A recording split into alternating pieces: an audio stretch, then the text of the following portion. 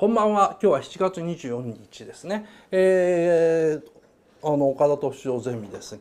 今日も吉祥寺のですね、オタキングスタジオからお送りしています。よろしくお願いします。単行本よく売れてるようです。岡田斗司夫ゼミのサイコパス人生教室ですね。担当の方から連絡というかですね、ありましてですね、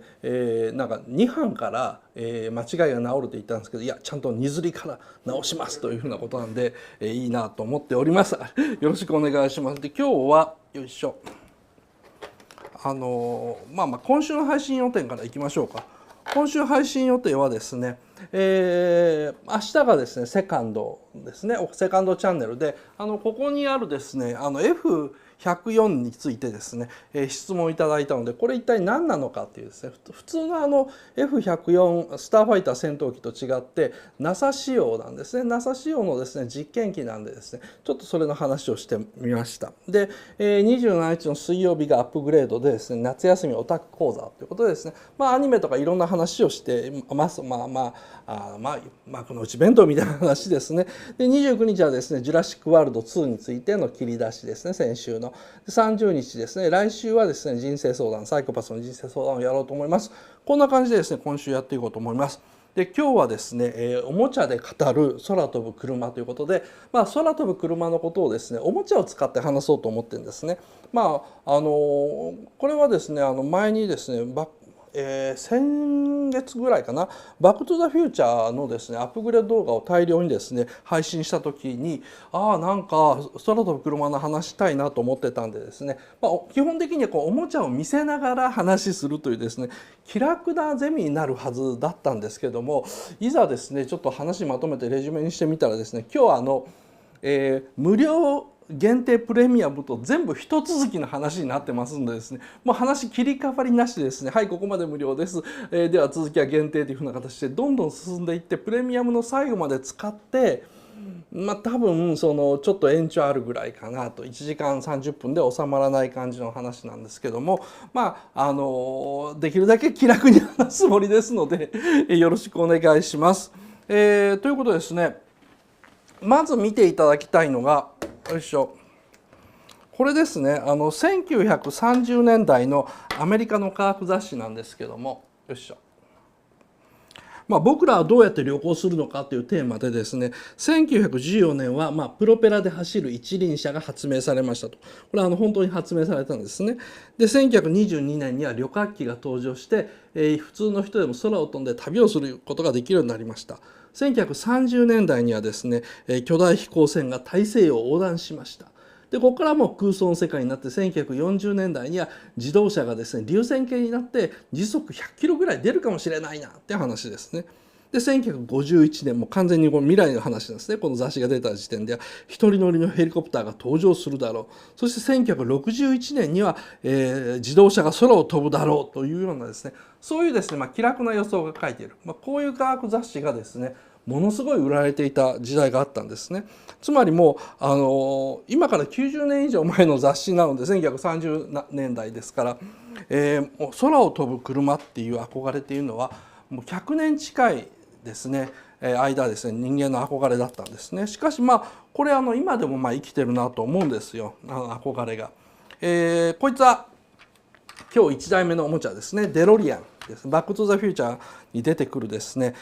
世界一有名な空飛ぶ車でしょうね。デロリアンというもともとのこの自動車の車種自体がかっこいいんですけども、ドアはですね、ご存知の通り真上に跳ね上がるんですね。で両側が跳ね上がって、でこれがですねカモメの翼に似てることからガルウィングドアというふうに言われるようになりました。こういうですね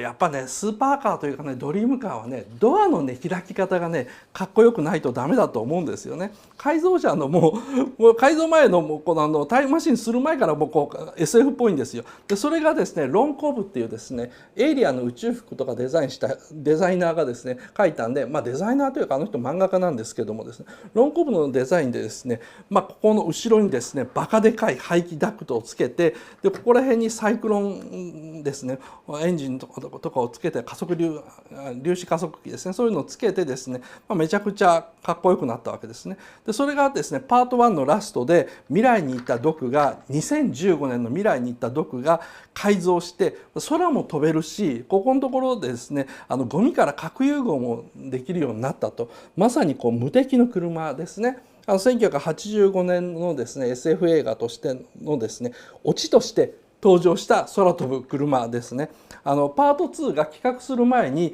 2015年になったら自動車は空も飛べるんだと、これはもう予想ではなくて実は映画のオチ、お笑いとして作られたんですよね。道が足りないよ、わしらにはもう道は必要ないって言ってふわっと浮いて飛ぶというシーンで使われたんですよ。でこれですねバック・トゥ・ザ・フューチャーが公開されたらやっぱりねファンの人がめちゃくちゃ増えてというかですね SF 大会とかコミコンみたいなところ行ったらバック・トゥ・ザ・フューチャーを見て SF 大会やコミコン初めて来ましたというお客さんがすごい増えたんですよね。で僕昔そういう大会の一つに行った時に一緒に行ったのがトーレン・スミスっていうですね、僕の話にしょっちゅう出てくる外人、もう死んじゃったんですけど外人の友達がいたんですけども、そいつと2人で歩いてる時になんか20歳か21ぐらいの勢いのいい大学生の兄ちゃんに絡まれてですね「君たちはデロリアンが空を飛ぶのが2015年までかかると思うかね」って、俺はそんなことはないと思う、あんなのもう5年以内に車なんて空飛ぶようになるよというふうに言ってですね、でそんなもん別に聞き流してそうだよねって言ってりゃいいんですけどもですね、トーレン・スミスって男はやたら理屈っぽくてですね、それに対して反論するわけですよね。で、ちょっと一人って息吸ってですね、僕がトーレン始まるなと思ったらですね、コンピューターでエアコンで核兵器全てのものは実用化される前にだいたい20年から30年前に技術的な、理論が発表されると、まず理論が発表されて次に技術的に可能かどうかというのが検討されて、で試作されて実験されて、それが最終的に製品になったり発明品になったりすると。であらゆる工業製品というのはこういう筋道を通っているはずだと。しかし空を飛ぶ自動車、特にバック・トゥ・ザ・フューチャーのデロリアンみたいに原理がわからない反重力っぽいものはいまだかつて科学論文を見たことがない。僕は割と科学論文を見てる方だけども、ひょっとしたら僕の知らない科学論文を君は見てるのって聞くんですよね。でも21の学生ですから、そんなこと聞かれたらもう何も答えられなくて「いやいやいや」って言ってトーレンやめてやれよって思ったんですけど、さらに追い詰めてですね、ということは僕も知らなくて君も知らないってことは多分ね、反重力に関する科学論文、仮説じゃないよ、科学論文はねないはずなんだ、ちゃんと査読されたようなものはないはずなんだよなということは、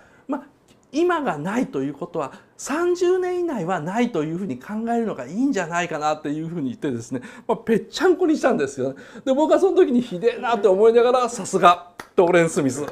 面白いって思ってたんですけども、さてそれが2015年の話ですよね。てか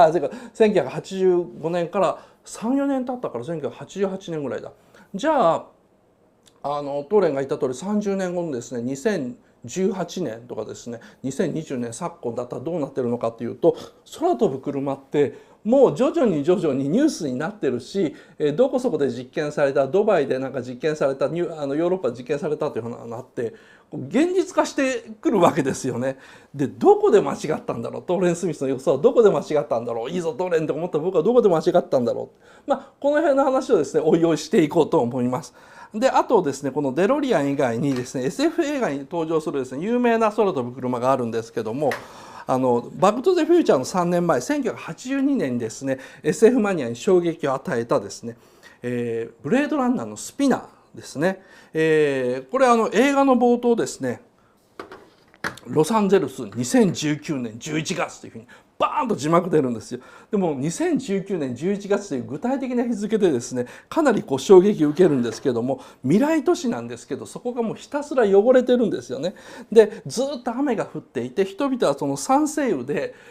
人体にも害があるから傘を差したりですね、もしくはレインコートを着てもう全く行きたくもないような未来なんですよ。で普通ね空飛ぶ車を出すような SF 映画って空飛ぶ車が出てくる憧れの未来都市っていうのを絶対この2つセットになるんですよね。ところがブレードランナーっていうのはこんなゴミゴミして酸性雨だらけの誰も住みたくない世界に車が空を飛んでいる、ここら辺がなんかめちゃくちゃリアリティがあったんですけどね。で空飛ぶ車で見下ろすなんかこう都市はゴミゴミしていて昼間でも日が差さないんですよ。ずっと映画のラストシーンで田舎に行くまでは本当にね真っ暗なんですよ。それは夜のシーンだけではなくて昼でも日が差さずに都市はスモッグが覆っていてもう全く星なんか太陽も見えなくなっているっていう設定なんですね。でそんな世界に飛んでるのがこのポリスピナーっていう、スピナーというのはその世界で空を飛ぶ車というか、自動車全般のことを言うらしいんですけどパトカーなんですよね。でデザインシドミードがデザインしたんですよ。でシドミードっていうですねデザイナーはですねゼネラルモーターズ GM などでですね実際に自動車のデザインを手掛けていた本当の工業デザイナーなんですね。でシドミードはスピナーだけじゃなくてブレードランナー全体の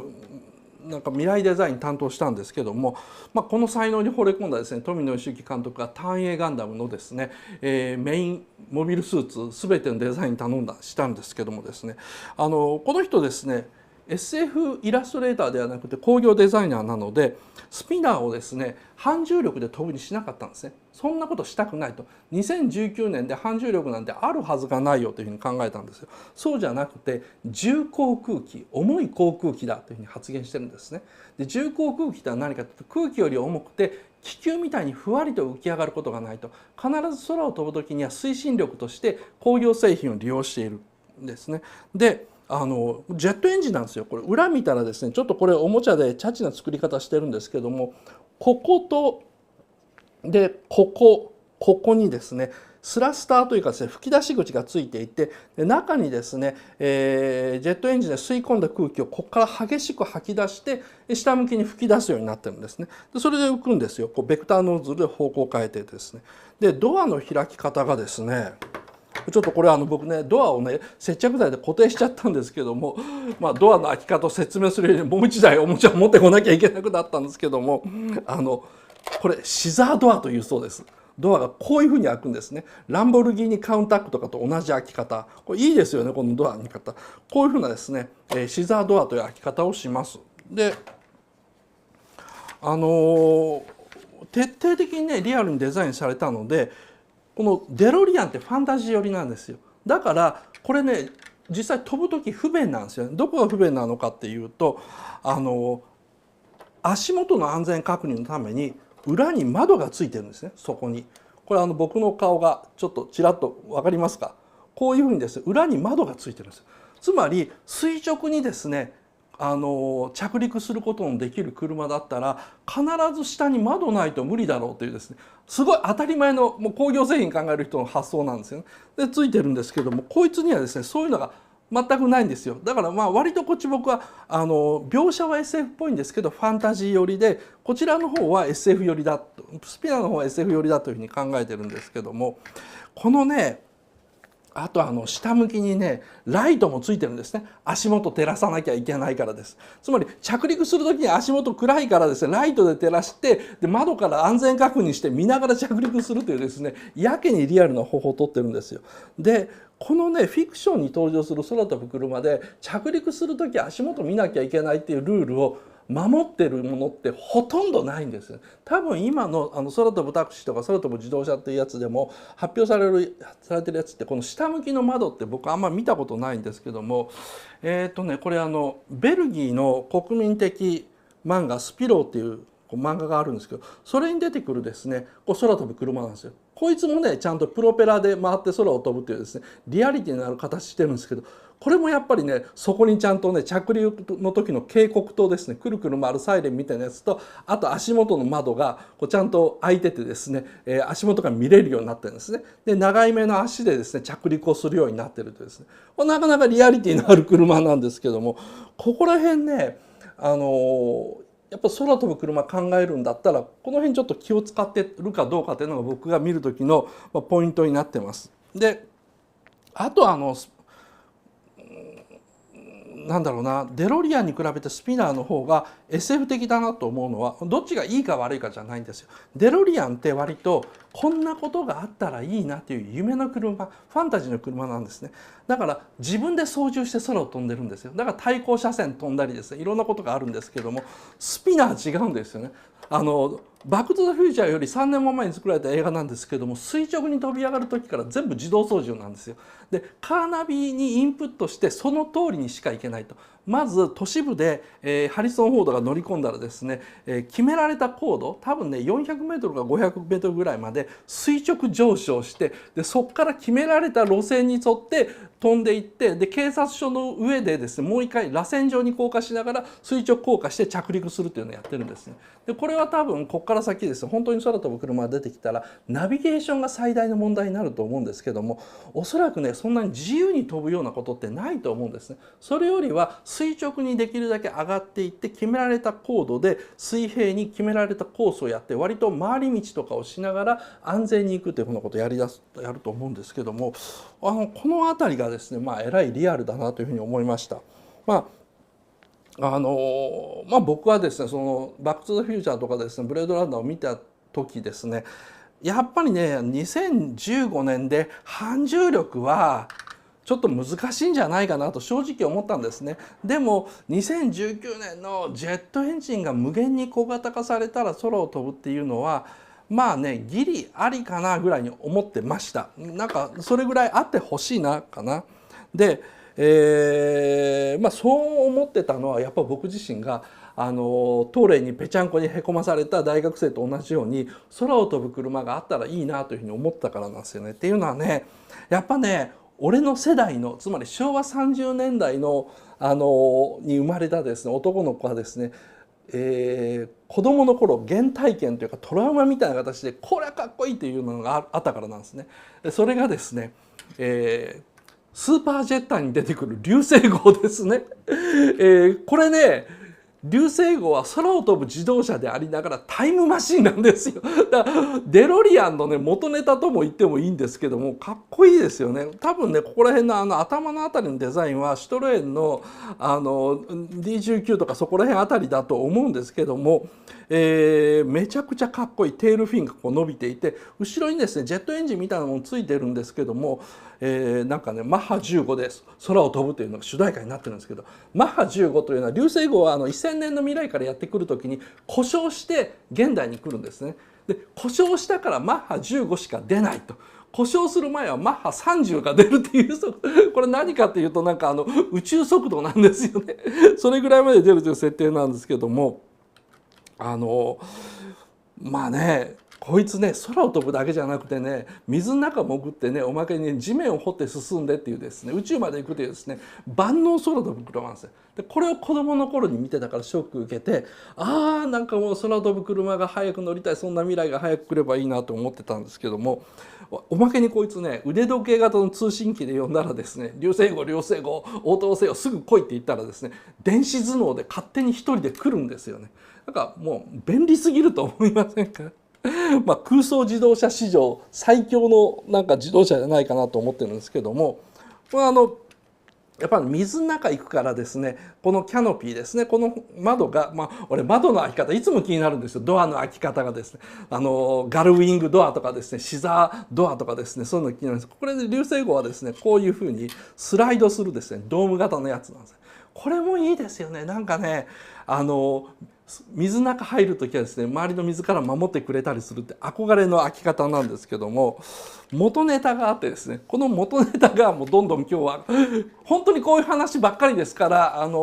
別に録画で見てる人は倍速で見て出ても全然結構ですけども、これの元ネタ何かっていうと、イギリスのですねスティングセンチュリー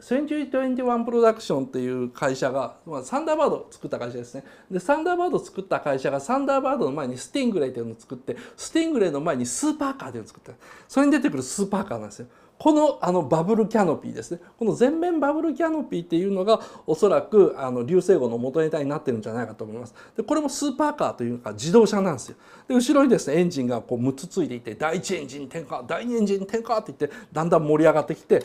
普段こう羽が縮んでいてですね自動車形態なんですけど、空を飛ぶ時はこう羽が広がってですね空を飛ぶぞというような感じになってるんですけども、モノクロ作品なんですけども、タミヤから出ていたですねプラモデルがこうカラーパッケージだったんで、このカラー版がですね僕は欲しくてしょうがなかったんですけども、何年か前に青島がですね新世紀合金というシリーズでおもちゃを始めてくれたんですね。やっと手に入れることができてですね、もうめちゃくちゃ嬉しくて、もう俺これ触ってるだけでニコニコしてるんですけどもですね、大丈夫かねこんな話で。でもうここまでね本当にね下のレジュメをほとんど見なくて喋れるぐらいです。僕は空飛ぶ車好きなんですけども、やっぱ流星号より先にですねさらにトラウマを僕に与えたですね空飛ぶ車というのがあってですね、これなんですよね。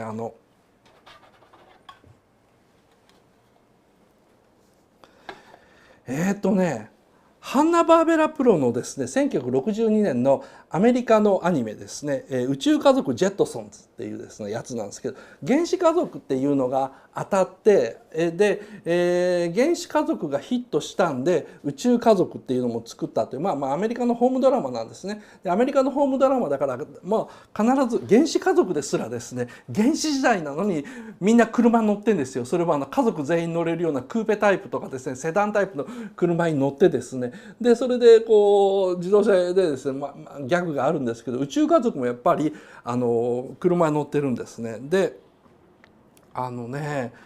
これねもう原理としてはこの下についているわけのわかんない仕掛けみたいなところからですねピロピロピロピロと電波みたいなのが出ててですね飛んでたから、おそらく反重力の一族だと思うんですよね。でやっぱこれもね気持ちの良さそうなでっかいねドーム型の窓がついてるんですよ。これなんですよねやっぱ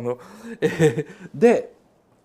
肝心なのはですね空を飛ぶ車が存在する風景、存在する社会なんですけども、これ見てください。これ原子家族のですね宇宙家族ジェットソンの一家がですねみんなこう乗ってるところなんですね。この自動車ですね空飛ぶ車一家全員乗れるんですよ。もう犬まで乗れてですねで飛んでるんですけども、全てのですね建物が宙に浮いてるんですね。宙に浮いてるって言っても、細い柱でですね空中都市として雲の上に浮かんでるんですけども、かっこいいですよね。で、オービットシティのですねスカイパッドアパートメントに住む、ジョージ・ジェットソン一家ということになってるんですけども、よいしょ、これ縦だな。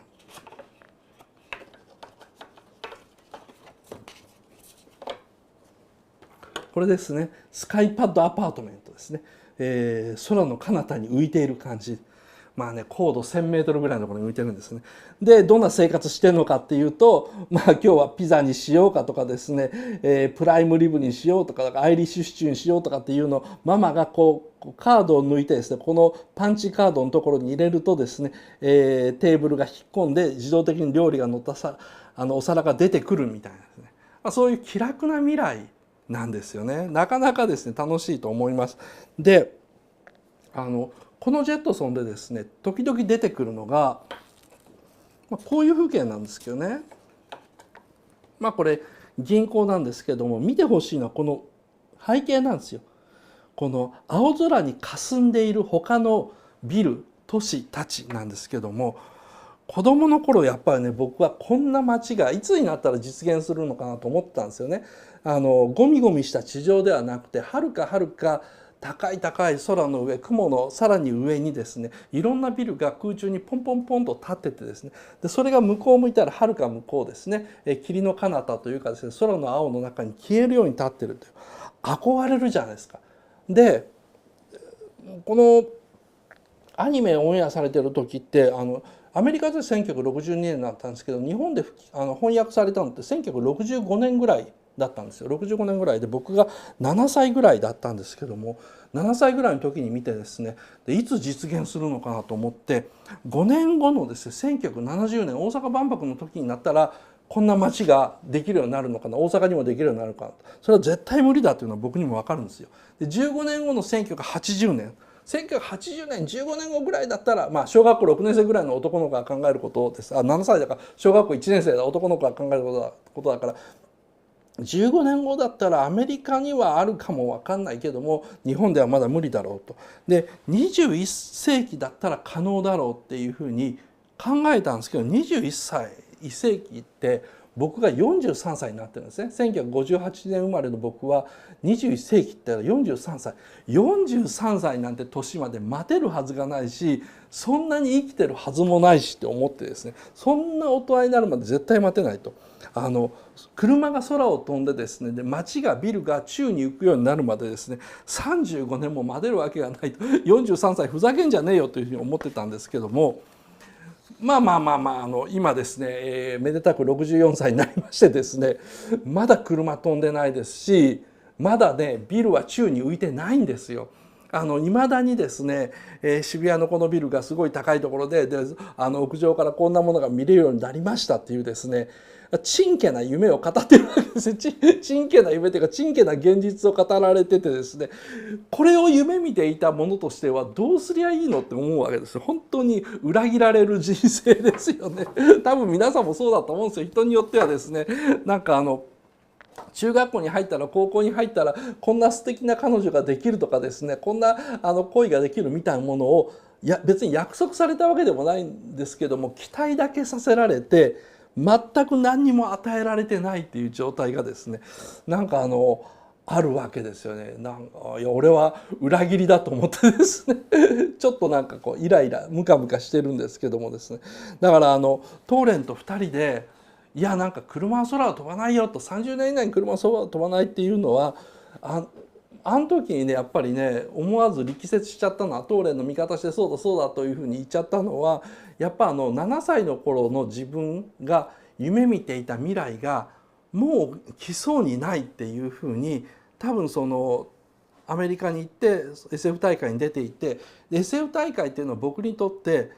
SF ファンが集まる集いであると同時にですねここから先の世界どういうふうになるんだろうっていうのをある程度語り合う場でもあったんですね。ところがバック・トゥ・ザ・フューチャーとかあとは今だったらマーベルとかなんです映画とかがどんどん出てきてスター・ウォーズが出てきてからですねファンタジーとして見る人がすごい増えてきたんですよ。SF 体験に来る人でも SF 映像とか SF 映画っていうのはファンタジーとして見る人がすごい増えてきたのでですねそんな未来が来るかどうかはあまり気にしてない人たちなんですね。どちらかというとなんか後で話に出てくるんですが「ハリー・ポッター」でロンの家の車が空飛ぶじゃないですか。でそのロンの車が空を飛ぶのとですねあとブレードランナーでスピナーが空を飛ぶのと全く同列に空を飛ぶ車っていうふうに考えちゃう人たちとSF ファンの僕らっていうのはなんかちょっと違うんですよね。ファンタジーと SF っていうのは自分らの中ではっきり分かれてるもんなんだけどもそんなこと気にしてない人が大部分になってきてでそういう人たちが SF 大会なりコミコンなりにどんどん来るようになってなんですよね。もちろんコミコンはもともとスーパーマンのファンが来るから空を飛ぶのに原理なんかいらないと思ってる人もかなり多いと思うんですけども原理はあるのはあるのか。スーパーマンはクリプトナイト星人だから空を飛べるという何か理由にもならない理由があるんだけどもクリプトナイト星人だったら物理法則曲げれんのかよとかって思いますけどもですね。でそういうですねなんかデロリアンの気楽なファンタジーっぽい飛び方になんかちょっと抵抗あったんだと思うんですね。でもブレードランナーの世界だったらありかもと思ったんですよ。車は空を飛ぶ代わりに下の世界は酸性雨で絶滅しかけてるわけですね。なんかね等価交換な気がするんですよ。そんな素晴らしいいいことがあるんだったらこんな嫌なこともあるんじゃないかなという等価交換ですよね。人間以外の動物はほぼ死滅している代わりに自動車は空を飛ぶみたいな。だから1982年のブレードランナーが見せてくれた2019年ロサンゼルス11月っていうのは説得力を感じちゃったんですよね。1985年にバック・トゥ・ザ・フューチャーが見せた2015年の未来はやっぱりあくまでギャグだというふうに僕は思ったんですよね。だから気の毒な兄ちゃんをねなんかボロクソに言っちゃったんだろうけどもさて今やですね2022年ですね空を飛ぶ車はどうなってるんだろうと。こまでずっと空想の車の話をしてたんですけども、じゃあ現実にですね空を飛ぶ車っていうのは今どうなっているんだろうと、そういうふうな話をここからしようと思います。ここからというのはもうお分かりの通りですね、ここから先はもう限定ですよね。限定の方で話しようと思うんですけども、ちょっとこいつ怖いからここに直しとこう。もうね今日本当にここから先マニアックな話にさせてください。空飛ぶ車の歴史ですね。これ限定で話すやつなんですけども、実はですね空飛ぶ車っていうのは1940年代の後半から開発が始まってですね、1951年にもう売られてるんですね。発売されてるんですよ。で実用化されていて、で多分ねかなりの人それ今見たことがあるんですよね。このゼミ見てる人の中でも1割ぐらいの人がその空飛ぶ車っていうのを見たことがあると思うんですけども、それがですね実は本当にあった空飛ぶ車だと気が付かなかっただけだと思うんですよね。でそういうのをですね最初の空飛ぶ車の話と、あと1950年代にモトラマっていうのがあった。それがですね与えた夢と、その影響っていうのをですね、これは限定で話そうと思います。でベトナム戦争と空飛ぶ車、次々と倒産する空飛ぶ車の会社っていうですねちょっと嫌な話がですねプレミアムの方の話になると思います。まだまだですね見たことないおもちゃがここに用意してるやつがですねプレミアムと限定で使うですね、空飛ぶ車のですねおもちゃたちなんですけど、ワンサが登場するですね空飛ぶ車の話は、限定でさせてください。お疲れ様でした。今日の無料はここまでです。質問や投稿ありましたらですね質問やお便りですねありましたら投稿フォームからお願いします。来週はですねサイコパスの人生相談なのでですね、よいしょ、ちょっとしけっちゃってステッカーが歪んだな。採用された方にはですねこの特製ステッカーですね、ピースメーカーのパロディです、誰も見てくれませんって書いたらですね投稿コーナーにですね見てますとかですね、あと岡田さんに言われてピースメーカー見てみました、ジェームスが面白いですと書いてくれた人が何人かいたんですごい嬉しかったです。ちょっとでもですねピースメーカーファンが増えてほしいなと思います。来週7月31日ゼミはですねサイコパスの人生相談、今日はですね限定に言っても延々こういうおもちゃ話をするだけですからですね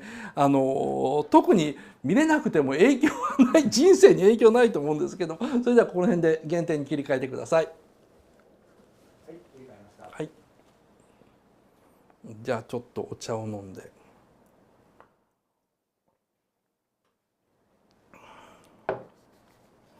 さて